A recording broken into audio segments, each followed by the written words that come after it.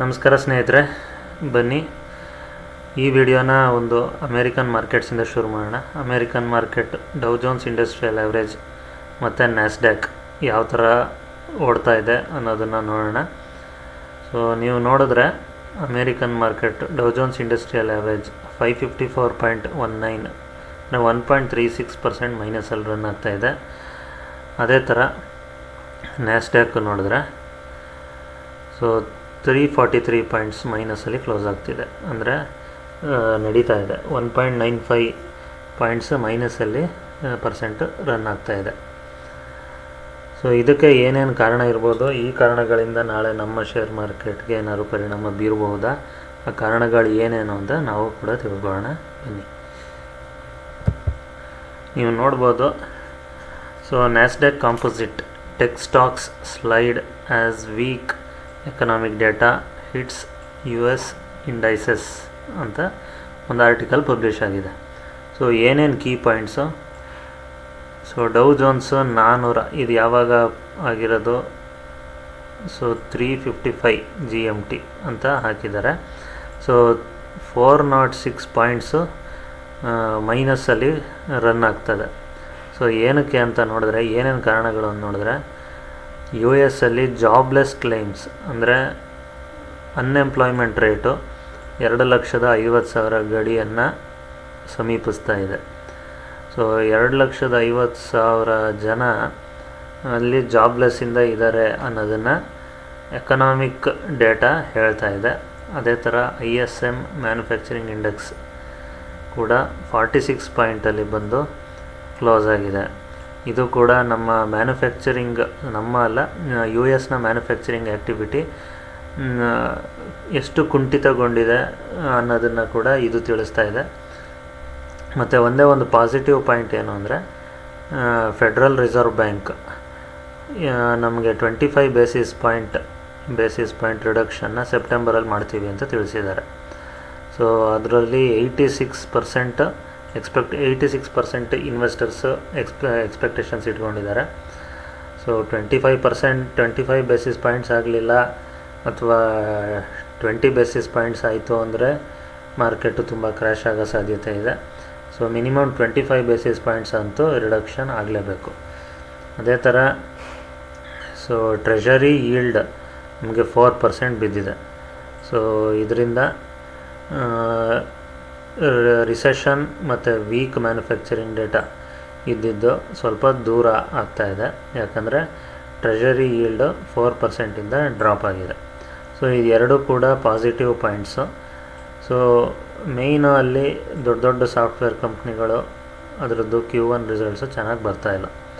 So ಇದ್ರ ಕಾರಣ mostly ಎಲ್ಲ ಸ್ಟಾಕ್ಗಳು ಬೀಳ್ತಾ ಇದೆ ಅಂತ ನಮಗನ್ಸುತ್ತೆ. ಸೊ ಇದರಿಂದ ಭಾರತದ ಮೇಲೂ ಒಂದು ಹೊಡೆತ ಬೀಳಬಹುದು, ಯಾಕಂದರೆ ನಮ್ಮ ಸಾಫ್ಟ್ವೇರ್ ಕಂಪ್ನಿಗಳು ಕೂಡ ಅಲ್ಲಿ ಶೇರ್ ಮಾರ್ಕೆಟಲ್ಲಿ ಲಿಸ್ಟ್ ಆಗಿದೆ, ಅಲ್ಲೂ ಕೂಡ ಇವೆ. ಇನ್ಫೋಸಿಸು, ವಿಪ್ರೋ, TCS ಕೂಡ ಅಲ್ಲೂ ಇದೆ.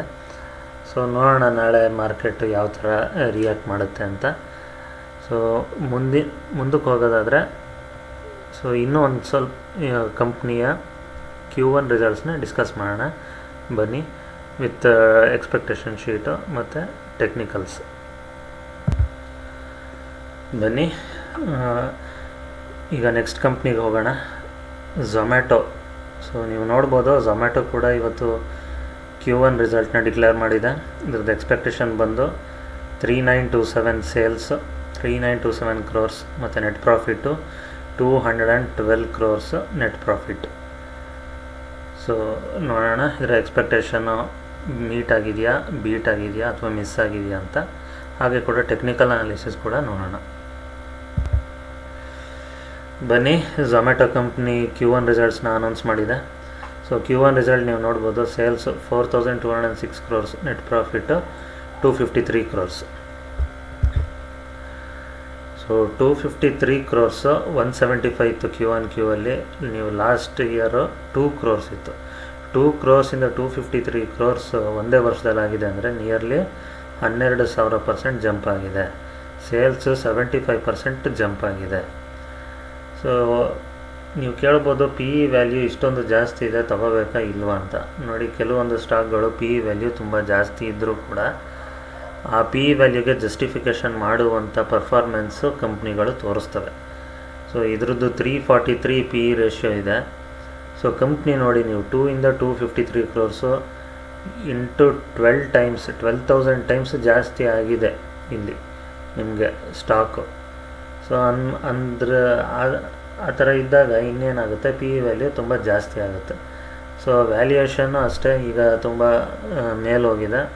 ಸೊ ಇನ್ವೆಸ್ಟರ್ಸ್ ಆಗಲಿ, ದೊಡ್ಡ ದೊಡ್ಡ ಬ್ರೋಕರೇಜ್ ಕಂಪ್ನಿಗಳಾಗಲಿ ಮುಂದೆ ಚೆನ್ನಾಗಿ ರಿಸಲ್ಟ್ ಕೊಡ್ಬೋದು ಅನ್ನೋ ಎಕ್ಸ್ಪೆಕ್ಟೇಷನ್ಸು ತುಂಬ ಇದೆ. ಬನ್ನಿ ಇದರ ಟೆಕ್ನಿಕಲ್ಸ್ ಬಗ್ಗೆ ತಿಳ್ಕೊಳ್ಳೋಣ. ಸೊ ಇದರ ಟೆಕ್ನಿಕಲ್ಸ್ನ ನೀವು ನೋಡೋದಾದರೆ ಝೊಮ್ಯಾಟೋಲಿ ನೋಡಿ, ಇದು daily chart.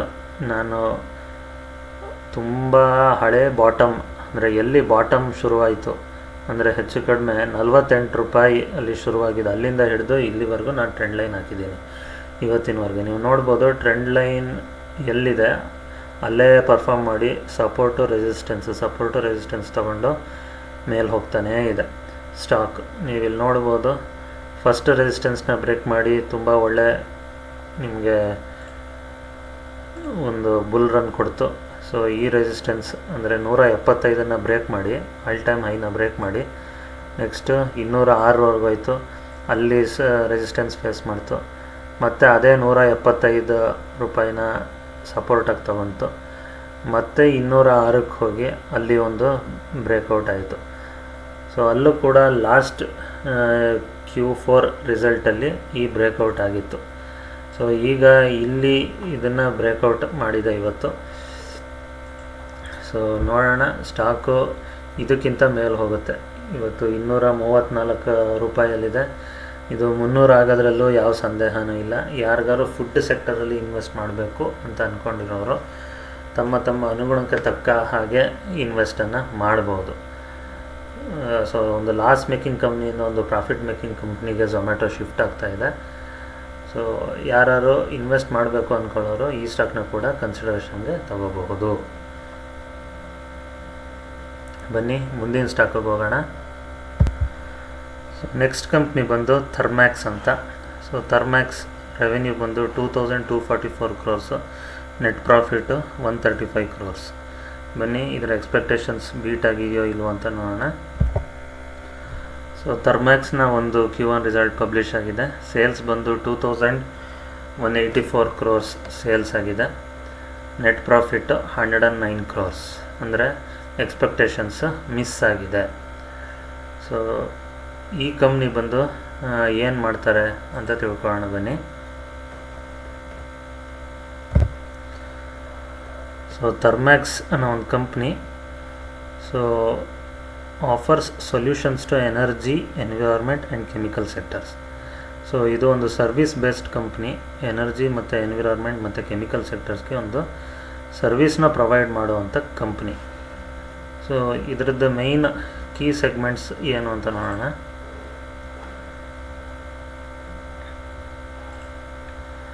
So key segment company energy segment comprises process heating, absorption, cooling, heating, boiler, power businesses ಮತ್ತು ಹೀಟರ್ ಬಿಸ್ನೆಸ್ಸಸ್ಸು, ಬಾಯ್ಲರ್ ಬಿಸ್ನೆಸ್ಸು ಈ ಕಂಪ್ನಿ ಮಾಡುತ್ತೆ. ಸೊ ಅದರಲ್ಲಿ 71% ರೆವೆನ್ಯೂ ಬರುತ್ತೆ. ಎನ್ವಿರಾನ್ಮೆಂಟ್ ಸೆಗ್ಮೆಂಟಿಂದ 21% ರೆವೆನ್ಯೂ ಬರುತ್ತೆ. ಕೆಮಿಕಲ್ ಸೆಗ್ಮೆಂಟಿಂದ 9% ರೆವೆನ್ಯೂ ಬರುತ್ತೆ. ಸೊ ಪ್ರೆಸೆಂಟ್ಲಿ ಕಂಪ್ನಿ ಹತ್ರ ಒಳ್ಳೆ ಆರ್ಡರ್ ಬುಕ್ ಇದೆ. 8,800 ಕೋಟಿ ಆರ್ಡರ್ ಬುಕ್ ಇದೆ. ಸೊ ಕಂಪ್ನಿ ಏನು ಚಿಕ್ಕ ಕಂಪ್ನಿ ಅಲ್ಲ, ಇದು ಒಂದು ಲಾರ್ಜ್ ಕ್ಯಾಪ್ ಕಂಪ್ನಿ. 61,772 ಇದರ market cap. So P E ಬಂದು 104. ಸೊ ನೋಡಿ, ಪಿ ಇ ವ್ಯಾಲ್ಯೂ ತುಂಬ ಹೈ ಇದ್ದಾಗ ಸ್ಟಾಕು ತುಂಬ ಚೆನ್ನಾಗಿ ಪರ್ಫಾರ್ಮ್ ಮಾಡಬೇಕು. ಇದು ಎಲ್ಲರದ್ದು ಒಂದು ಅದ್ರ ಮೇಲೆ ಒಂದು ನಂಬಿಕೆಯನ್ನು ಇಟ್ಕೊಂಡಿರ್ತಾರೆ. ಸೊ ಯಾವಾಗ ಚೆನ್ನಾಗಿ ಪರ್ಫಾರ್ಮ್ ಮಾಡಲ್ಲ ಆವಾಗ ಕಂಪ್ನಿ ಮಾರ್ಕೆಟು ಚೆನ್ನಾಗಿ ಪನಿಷ್ ಮಾಡುತ್ತೆ. ಸೊ ಇದ್ರದ್ದು ಟೆಕ್ನಿಕಲಿಟೀಸ್ನ ನೋಡೋಣ.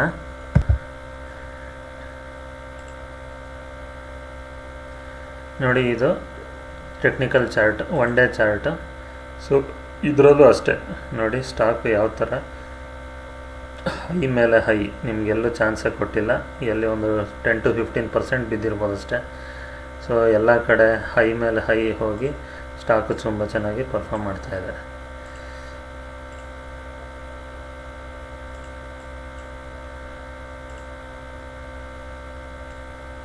ನೋಡಿ ಇಲ್ಲಿ ಇಲ್ಲಿ ಇಲ್ಲಿ ಎಲ್ಲ 15-20% ನಿಮಗೆ ಸ್ಟಾಕ್ ಬಿದ್ದಿದೆ. ಸೊ ಇಲ್ಲಿ ಹೇಗೆ ಪರ್ಫಾರ್ಮ್ ಮಾಡುತ್ತೆ? So already stock all time high ಹೋಗಿ ಹೆಚ್ಚು ಕಡಿಮೆ ಒಂದು 20% ಬಿದ್ದಿದೆ. ಸೊ ಎಕ್ಸ್ಪೆಕ್ಟೇಷನ್ಸು ಕೂಡ ಮಿಸ್ ಆಗಿದೆ. ಸೊ ನೋಡೋಣ ನಾಳೆ ಸ್ಟಾಕ್ ಮಾರ್ಕೆಟು ಯಾವ ಥರ ಇದನ್ನು ಸ್ವೀಕರಿಸುತ್ತೆ ಮತ್ತು ಇದನ್ನು ಚಿಯರ್ ಅಪ್ ಮಾಡ್ತಾರೋ ಬೀಳಿಸ್ತಾರೋ ಅಂತ. ಯಾರಿಗಾರು ಎನರ್ಜಿ ಸೆಕ್ಟ್ರಲ್ಲಿ ಇನ್ವೆಸ್ಟ್ ಮಾಡಬೇಕು, ಮುಂದೆ ಇದರಲ್ಲಿ ತುಂಬ ಗ್ರೋತ್ ಇದೆ ಅಂತ ನಿಮ್ಗೆ ಅನಿಸಿದ್ರೆ ಖಂಡಿತ ಈ ಸ್ಟಾಕ್ನ ನೀವು ಪರಿಗಣಿಸ್ಬೋದು. ಒಂದು 2 ಕ್ವಾರ್ಟರು ನಿಮಗೆ ಕಮ್ಮಿ ಬಂದ ತಕ್ಷಣ ಕಂಪ್ನಿ ಏನು ಕೆಟ್ಟದ್ದಲ್ಲ. ಸೊ ಮುಂದಿನ ಮುಂಬರುವಂಥ ಕ್ವಾರ್ಟರ್ಗಳಲ್ಲಿ ಒಳ್ಳೆ ರಿಸಲ್ಟನ್ನು ಕೊಡ್ಬೋದು. ಈಗಲಿಂದ ಯಾರಿಗಾರು ಇನ್ವೆಸ್ಟ್ ಮಾಡಬೇಕು ಅಂತ ಅನಿಸಿದ್ರೆ ಖಂಡಿತ ಈ ಸ್ಟಾಕ್ನ ನೋಡ್ಬೋದು. ಬನ್ನಿ ಮುಂದಿನ ಸ್ಟಾಕ್ಗೆ ಹೋಗೋಣ. ಸೊ ನೆಕ್ಸ್ಟ್ ಸ್ಟಾಕ್ ಬಂದು ಪ್ರಿನ್ಸ್ ಪೈಪ್ಸ್. ಪ್ರಿನ್ಸ್ ಪೈಪ್ಸ್ ನೀವು ನೋಡ್ಬೋದು, sales 609 crores, profit 35.17 crores. So 35 ಕೋಟಿ ಪ್ರಾಫಿಟ್ ಎಕ್ಸ್ಪೆಕ್ಟೇಷನ್ ಇದೆ, ಸೇಲ್ಸು 600 ಕೋಟಿ ಎಕ್ಸ್ಪೆಕ್ಟೇಷನ್ಸ್ ಇದೆ. ನೋಡೋಣ ಬನ್ನಿ ಎಕ್ಸ್ಪೆಕ್ಟೇಷನ್ ಬೀಟ್ ಆಗಿದೆಯೋ ಇಲ್ವಾ ಅಂತ.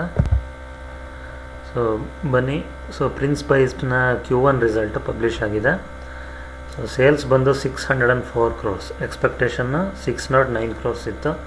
So net profit 35 crores expectations ಇತ್ತು, 24.7 crores ಡಿಕ್ಲೇರ್ ಆಗಿದೆ. ಸೊ Q1Q 26% ಜಂಪ್ ಇದೆ. ಸೇಲ್ಸು ಕೂಡ Q1 Y ಅಲ್ಲಿ 604% ಜಂಪ್ ಇದೆ. ಸಾರಿ, ನೆಟ್ ಪ್ರಾಫಿಟ್ಟು Y ಅಲ್ಲಿ 26% ಜಂಪ್ ಇದೆ. ಸೊ ಈ ಪ್ರಿನ್ಸ್ ಪೈಪ್ಸ್ ಸೆಕ್ಟರ್ ಏನು ಮಾಡುತ್ತೆ ಅಂತ ನೀವು ಕೇಳಿದ್ರೆ, ಸೊ ಇದೊಂದು ಪೈಪಿಂಗ್ ಸೆಕ್ಟರಲ್ಲಿ 3-4ನೇ ಸ್ಥಾನದಲ್ಲಿ ಇದೆ. ಯಾಕಂದರೆ ಫಸ್ಟ್ ಬಂದು ಆಸ್ಟ್ರಾಲ್ ಪೈಪ್ಸ್, ಸೆಕೆಂಡು ಸುಪ್ರೀಮ್ ಇದೆ, ಆಸ್ಟ್ರಾಲ್ ಇದೆ, ಫಿನೋಲೆಕ್ಸ್ ಇದೆ, ಆಮೇಲೆ ಅದೇ ಥರ ವೀನಸ್ ಪೈಪ್ಸ್ ಇದೆ, ಪ್ರಿನ್ಸ್ ಪೈಪ್ಸ್ ಇದೆ. ಸೊ ಪ್ರಿನ್ಸ್ ಪೈಪ್ಸ್, ಸೊ ಇದು ಕೂಡ ಒಂದು ಇನ್ಫ್ರಾಸ್ಟ್ರಕ್ಚರ್ ಕ್ಯಾಟಗರಿಲಿ ಬೀಳುತ್ತೆ.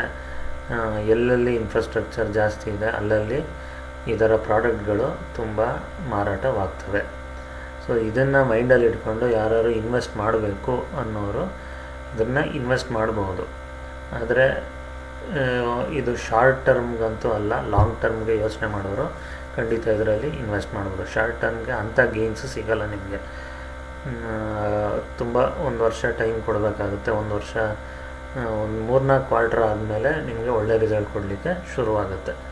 ಸೊ ಮಧ್ಯದಲ್ಲಿ ಒಳ್ಳೆ ನ್ಯೂಸು ಒಳ್ಳೆ ಇದು ಬಂದಾಗ ಆಗಾಗ ಬ್ರೇಕ್ಔಟ್ಸ್ ಕೊಡುತ್ತೆ, ಮತ್ತೆ ಬೀಳುತ್ತೆ, ಈ ಥರದ್ದುಗಳಾಗ್ತಾ ಇರುತ್ತೆ. ಬನ್ನಿ ಇದರ ಟೆಕ್ನಿಕಲ್ಸ್ನ ನೋಡೋಣ. ಸೊ ಇದರ ಟೆಕ್ನಿಕಲ್ ಚಾರ್ಟ್ಗೆ ಬಂದರೆ, ಸೊ ಇದು ಒಂದಿನ ಡೈಲಿ ಚಾರ್ಟ್. ಸೊ ಡೈಲಿ ಚಾರ್ಟಲ್ಲಿ ನಾನು ಸಪೋರ್ಟು ರೆಸಿಸ್ಟೆನ್ಸ್ ಲೈನ್ಸ್ ಹಾಕಿದ್ದೀನಿ, ನೀವು ನೋಡ್ಬೋದು.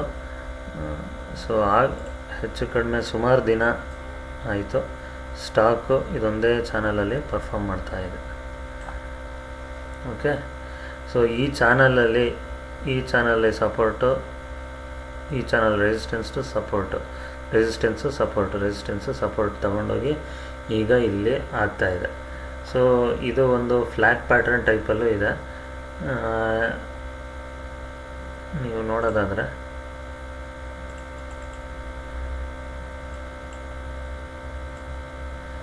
ಸೊ ಇದೊಂದು ಫ್ಲ್ಯಾಗ್ ಪ್ಯಾಟ್ರನ್ ಕೂಡ ಆಗಿದೆ. ಸೊ ಯಾವಾಗ ಈ ಪ್ಯಾಟ್ರನ್ನು ಮುರಿದು ಆಚೆ ಬರುತ್ತೋ ಆವಾಗ ಈ ಸ್ಟಾಕು ರಿಯಲ್ ಬ್ರೇಕಪ್ಪು ಕೊಡುತ್ತೆ ಅಂತ ಪರಿಗಣಿಸಬಹುದು.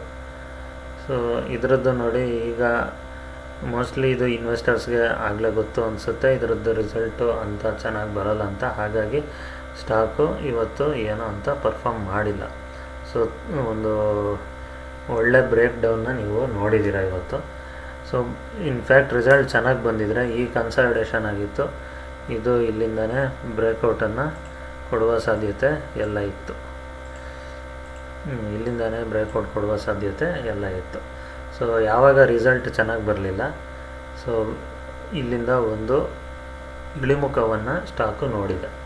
ಸೊ ಯಾರು ಪೈಪ್ ಸೆಗ್ಮೆಂಟಲ್ಲಿ ಇನ್ವೆಸ್ಟ್ ಮಾಡಬೇಕು, ಆಸ್ಟ್ರಲ್ ಪೈಪ್ಸು ತುಂಬ ಜಾಸ್ತಿ ಇದೆ, ಸುಪ್ರೀಂ ಪೈಪ್ಸ್ ಜಾಸ್ತಿ ಇದೆ ಅನ್ನೋರು ಈ ಸ್ಟಾಕ್ನ ಪರಿಗಣಿಸಿ ಇನ್ವೆಸ್ಟನ್ನು ಮಾಡ್ಬೋದು. ಸೊ ಇಲ್ಲಿಗೆ ಈ ವಿಡಿಯೋನ ಮುಗಿಸ್ತೀನಿ. ನಾಳೆ ಮತ್ತೊಂದು ವಿಡಿಯೋದಲ್ಲಿ ನಾನು ಸಿಗ್ತೀನಿ. ಅಲ್ಲಿವರೆಗೆ ಟೇಕ್ ಕೇರ್, ಬಾಯ್, ಗುಡ್ ನೈಟ್.